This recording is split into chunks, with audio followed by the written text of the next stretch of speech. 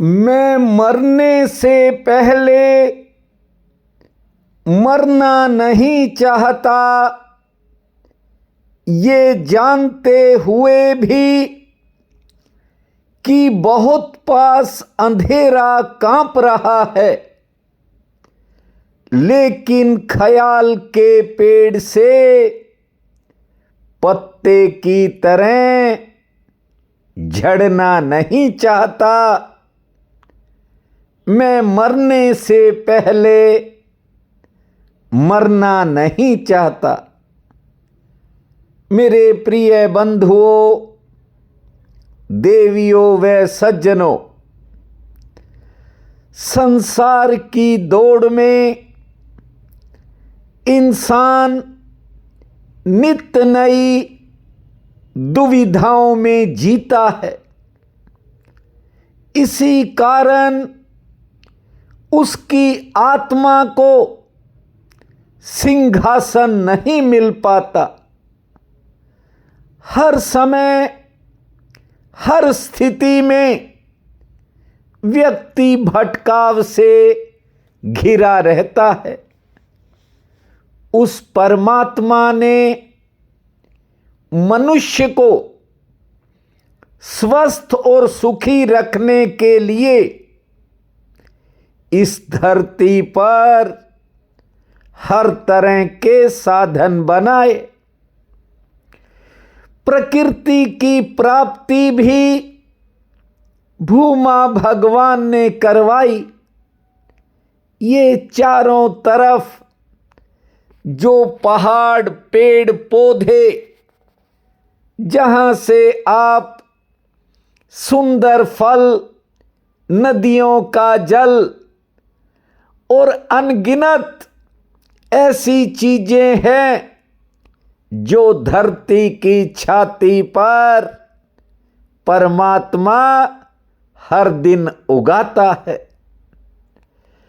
मूर्ख मानव जो हर समय चिंता में रहता है, ये चिंता उन्नति की है या इन भौतिक पदार्थों की दौड़ की है, या फिर पैसे के पीछे सारा जगत पागल हो गया।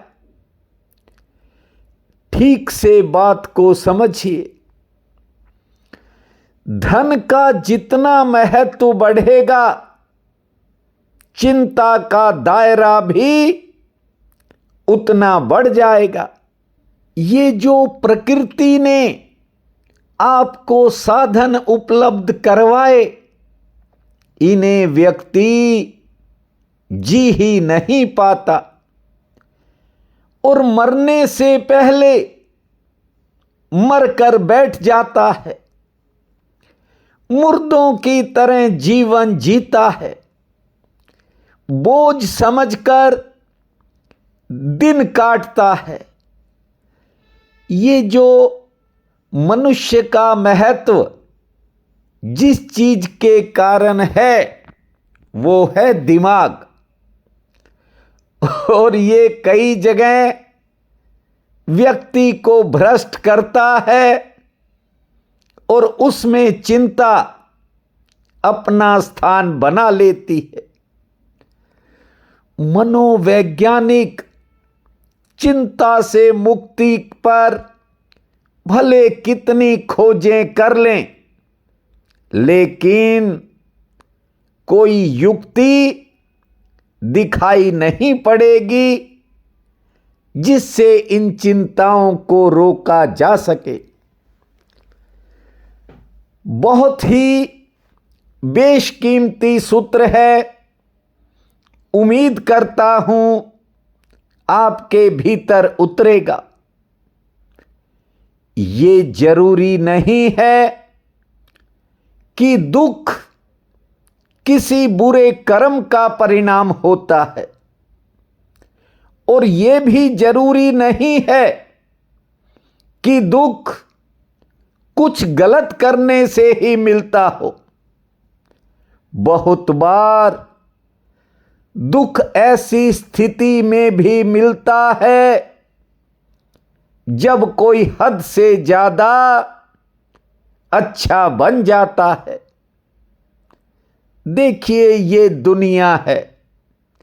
दुनिया अच्छे को एक आदत मानकर बैठ जाएगी। गौर से देखो, तुम देते ही चले गए, कभी कोई कंजूसी नहीं की, ज्यादा देकर भी उसे थोड़ा माना। आपने सोचा होगा कि एक दिन सामने वाला कुछ तो समझेगा, किंतु ये दुनिया है, संसार है। यहां लोग अच्छे का इस्तेमाल करना सीख जाते हैं।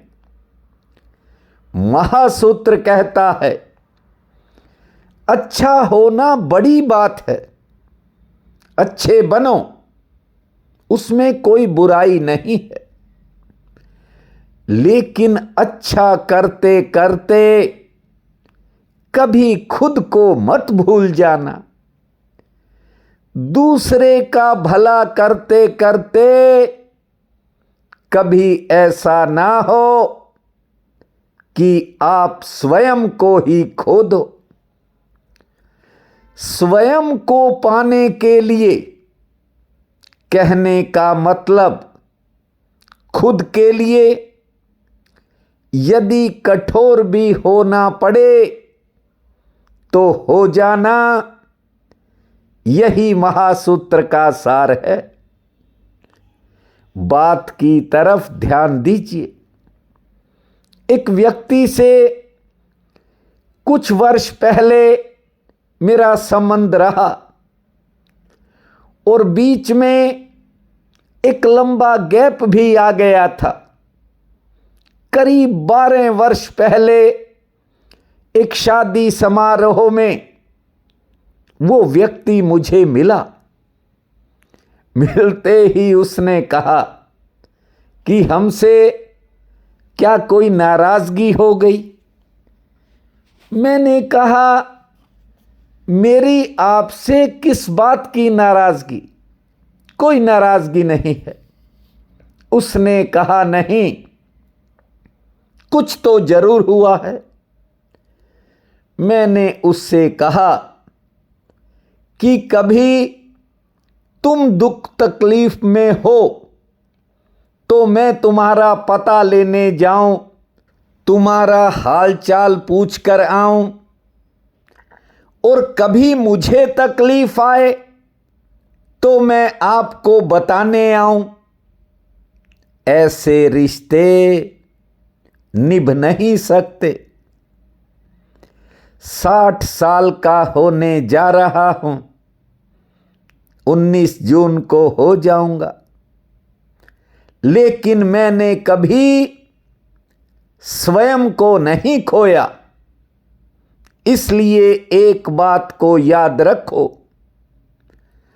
बहानेबाजियां अधिक समय तक नहीं चलती। अपना वो नहीं हो सकता जिसको बार बार बुलाना पड़े। अपना वो नहीं जिसको जताना पड़े। महासूत्र कहता है कि प्रेम और चाहत अपनी जगह है और आत्मसम्मान अपनी जगह होता है। अपनेपन की भीख मांगने से बेहतर है खामोशी धारण कर लेना, चुप हो जाना। लोग लंबी लंबी बातें छोड़ेंगे और वक्त आने पर बहाना खोजेंगे। हर समय बेतुकी बातें करेंगे, जिनके कारण आपके भीतर एक नई परेशानी खड़ी होगी और आप बेकार की चिंताएं पालकर बैठ जाओगे। और ये छोटी छोटी चिंताएं आपको एक दिन भीतर से खोखला कर देंगी। चिंता है चिता के समान, मेरे पिताश्री कहते थे। चिंता है चिता के समान, घुन के समान लग जाती है, मुर्दे को चिता जलाती है, चिंता जीते को खाती है। चिता और चिंता में ज्यादा फर्क नहीं है। चिता मरने के बाद जीव का भक्षण करती है और चिंता जीते जी खाने लगती है। आज एक महानुभाव का फोन आया, कह रहा था कि आजकल वीडियो बड़ी लेट आता है, कुछ ऐसा करो ताकि शाम 5-6 बजे तक आ जाए और ज्यादा लोग सुन लिया करेंगे। मैंने कहा तू अपनी चिंता कर, दूसरों की छोड़ दे। अब बताओ, इस एक व्यक्ति को सुनकर मैं 5 बजे के बारे में सोचने बैठ जाऊं? पता नहीं लोग क्या क्या डिमांड करते हैं। घर परिवार के लोगों की भी अपनी फरमाइशें होती हैं। यदि दुनिया की सुनता तो आज कुछ और ही होता। खुद को बचाना कठिन जरूर है, लेकिन असंभव नहीं है। एक बार यदि आप स्वयं को बचाने की कला सीख गए तो ये चिंताएं तुम्हारा कुछ नहीं बिगाड़ पाएंगी। गंगा मां के दर्शन करने गया था, इसलिए आपके चरणों में उपस्थित नहीं हो पाया। उस महात्मा के ठाकुर के दर्शन करना चाहता हूं, थोड़ा विधान है, उसे पूरा कर रहा हूं। यदि किसी दिन ना आ पाऊं तो ये मत समझना कि मेरी कोई तबीयत खराब है। आपकी कृपा, आपका स्नेह और आपका आशीर्वाद, मुझे क्या हो सकता है। मैं तो केवल आपसे एक बात कहना चाहता हूं कि ये जो चिंताएं हैं ये लाइलाज हैं। मरने से पहले आदमी को मार देती हैं। और चिंता किसी भी तरह की हो, पल प्रति पल ये मनुष्य को खाती रहती है।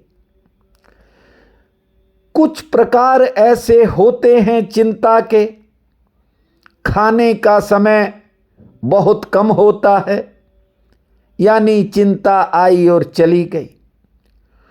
और कुछ का बहुत अधिक लंबा समय हो जाता है, वे इंसान के लिए हानिकारक बन जाती हैं।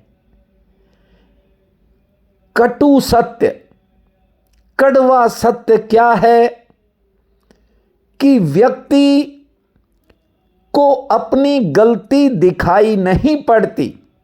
ये बड़ी भारी कठिनाई है। और जैसे जैसे गलतियां बढ़ती हैं, चिंताएं भी बढ़ती जाती हैं।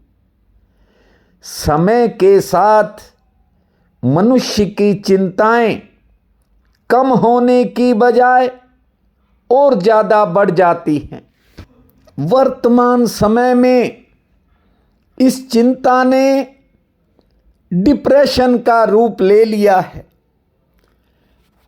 आज लोग छटपटा रहे हैं, लेकिन उन्हें ये नहीं पता कि ये चिंताएं कहाँ से आ रही हैं और इनसे कैसे मुक्त हुआ जा सकता है। सूत्र तो सुनाते सुनाते कई साल बीत गए।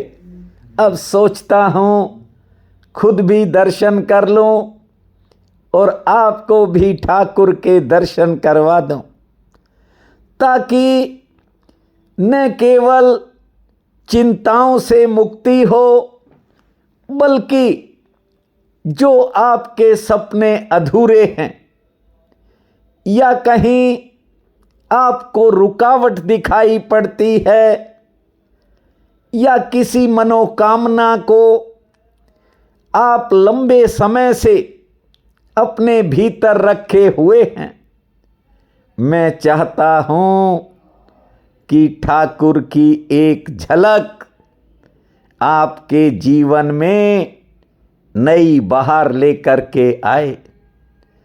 देखिए, इंसान और भगवान में फर्क है, जमीन आसमान नहीं, कोई पैमाना ही नहीं, क्योंकि हम उसका एक अंश है। आज कुछ लोग यानी इंसान भगवान बनने की फिराक में हैं और कुछ तो बनकर बैठे हैं। बस ठीक से इस फर्क को समझो। ऐसे ही नहीं आपके चरणों में आता हूं। बस जिस दिन आपको ये बात समझ में आ गई कि आप उसी का अंश हो, तो फिर एक दर्शन ही उसका आपको अपने साथ जोड़ लेगा। और कहते हैं कि परमात्मा का रास्ता आत्मा से होकर गुजरता है। ज़्यादा लंबा समय नहीं, ये अलग बात है कि कुछ समय लगेगा, लेकिन मेरी इच्छा है कि आपके समक्ष आपको घर बैठे ही ठाकुर के लाइव दर्शन करवाऊं, ताकि आपके जीवन में भी खुशियों की नई बहार आए।